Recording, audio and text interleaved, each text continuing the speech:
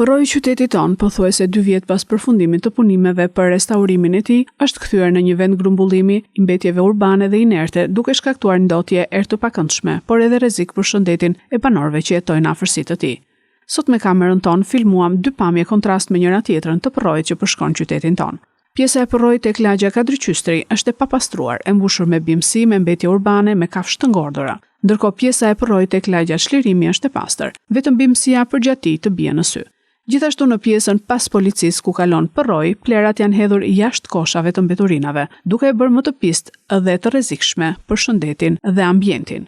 Për një kohë të gjatë vazhdon kjo gjendje dhe bashkia akoma nuk ndërmerr asnjë nismë për pastrimin e përrojit. Akoma nuk ka një strategji që synon mbrojtjen e mjedisit urban dhe rritjen e cilësisë së jetës për qytetarët. Era e rëndë që vjen prej përrojit bëhet pothuajse e padurueshme, sidomos në verë për qytetarët që shëtisin në shëtitoren e tij.